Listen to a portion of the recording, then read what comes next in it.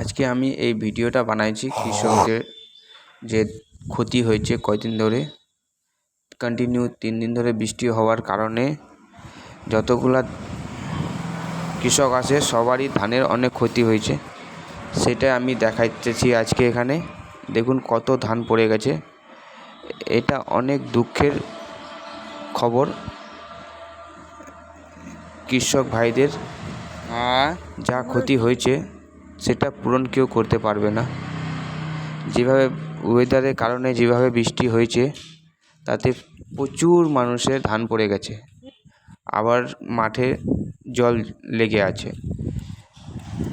এটার কারণে অনেকের ধান নষ্ট হয়ে গেল। অনেক দুঃখজনক। এই ভিডিওটা ইসলামপুর সাব ডিভিশনের আন্ডারে। এটা আমাদের গ্রামের ভিডিও।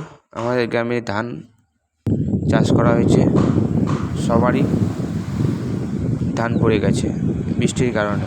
তাতে অনেক ক্ষয়ক্ষতি হয়েছে, দেখতে পাচ্ছেন আপনারা। আমি এই ভিডিওটার মধ্যে দেখাতে চাইছি আপনাদের কত কৃষকের ক্ষতি হয়েছে। যে ক্ষতি হয়েছে এই ক্ষতিটা কেউ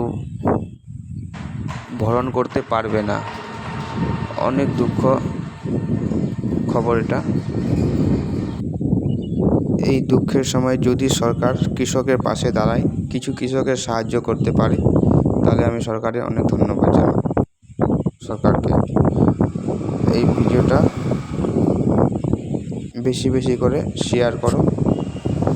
দেখো কৃষকদের কত ক্ষয়ক্ষতি হয়েছে। সবই গ্রামে এরকম অবস্থা আছে। সব কৃষকের এই অবস্থা, ধান পড়ে গেছে। এই ক্ষতির কেউ পূরণ করতে পারবেন না। তাদের কিছু করার নাই। সব উপরওয়ালার হাতে আছে, যা করবে উনি করবে। কৃষকরা 3-4 মাস ধরে পরিশ্রম করে ধান হয়ে গেছিল।